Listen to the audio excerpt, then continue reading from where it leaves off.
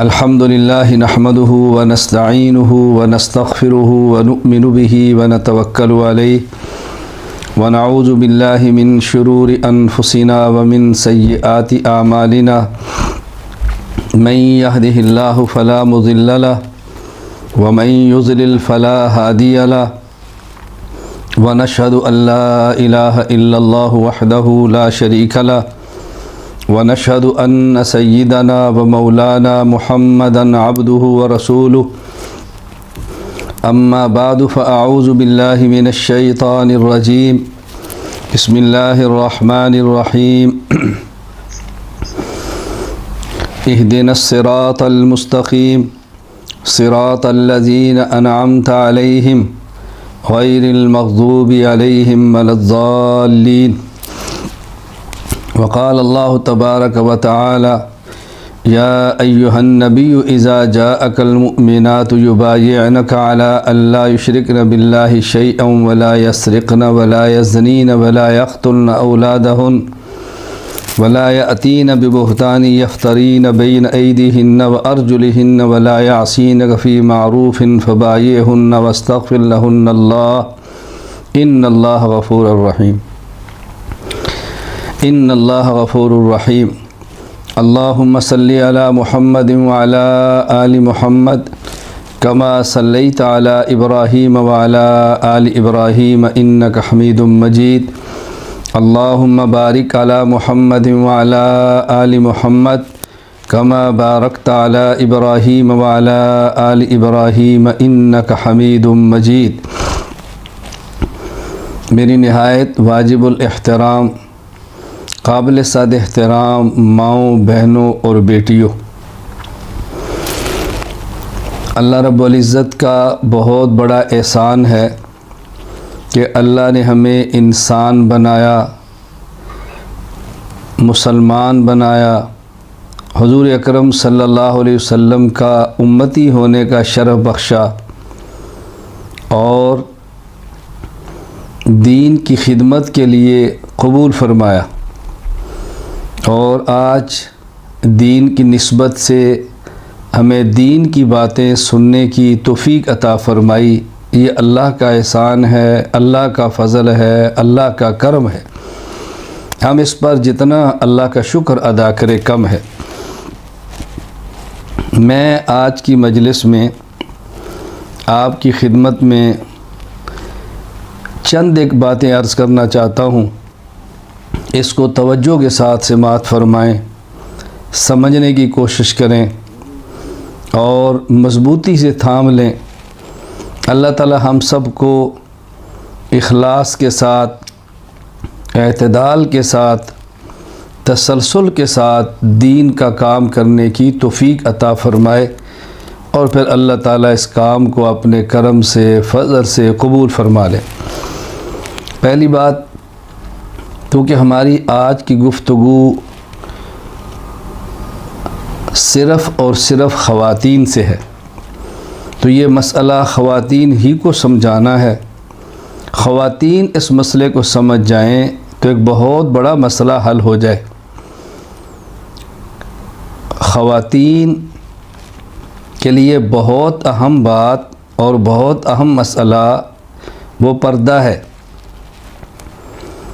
وہ پردہ کرنا ہے۔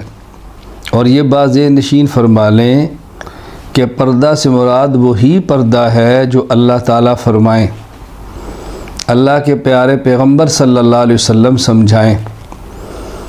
ہمارے یہاں عام طور پر یہ بات چلتی ہے، ابھی ہمارے گھر میں پردہ شرعی پردہ ہے، فلاں خاتون پردہ شرعی کرتی ہے۔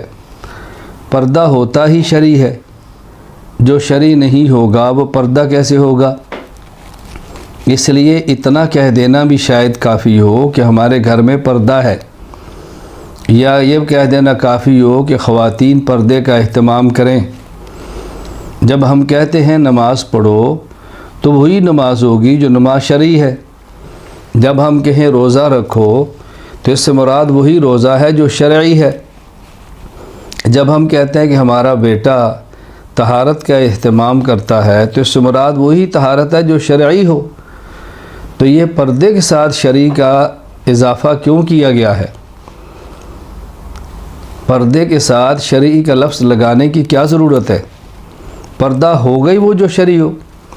تو خواتین کو پردے کا اہتمام کرنا ہے۔ ایک بات، پردہ ہر اس شخص سے کرنا ہے جس سے خاتون کا نکاح ہو سکتا ہو۔ پردہ ہر اس شخص سے کرنا ہے جس سے نکاح ہو سکتا ہو۔ اس کے لیے یہ نہیں کہ جس سے پردہ کرنا ہے اس کی عمر کتنی ہو، قریب البلوغ ہو، بالغ ہونے کے قریب ہو، جو خواتین اور مردوں کے معاملات کو سمجھتا ہے، پردہ شروع کر دیں۔ پھر اس کی عمر جتنی زیادہ ہو اس سے پردہ ہی کرنا ہے۔ عورت کی جتنی عمر ہو اس کو پردہ ہی کرنا ہے۔ یہ بات ذہن نشین فرما لیں۔ پردہ آخر عمر تک کرنا ہے، پردے کو چھوڑنا نہیں ہے۔ یہ بچی ہے پردہ نہ کرے، نابالغ ہے، بالغ ہونے کے قریب ہے، پردہ شروع کر دے۔ یہ بوڑھی ہے اور پردہ نہ کرے، بوڑھی ہے تب بھی پردہ کرے۔ یہ آدمی بوڑھا ہے، اس سے پردہ نہ کرے، آدمی بوڑھا ہے تو اس سے بھی پردہ کریں۔ ایک تو یہ بات سمجھیں۔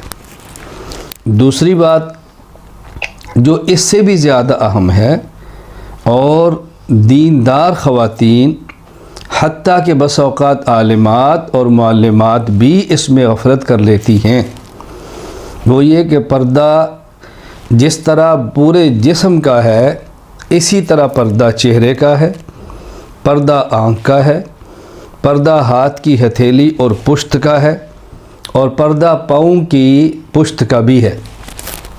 یعنی عورت کا پردہ سر کے بالوں سے لے کر پاؤں کے ناخن تک مکمل جسم کا پردہ ہے۔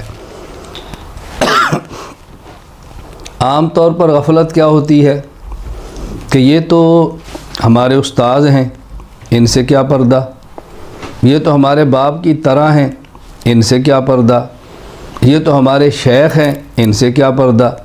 نہیں، باپ کی طرح ہے مگر باپ نہیں ہے۔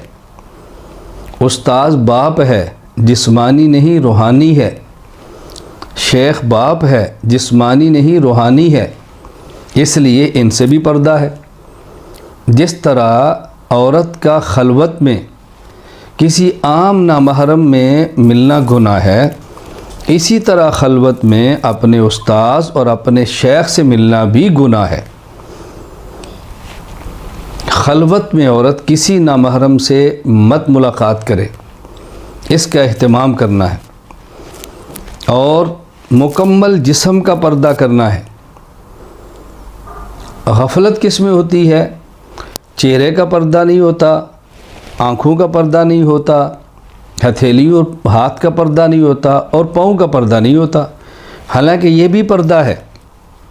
خاتون کو چاہیے مکمل اپنا چہرہ ڈھانپ کے رکھے، ایسی چیز کا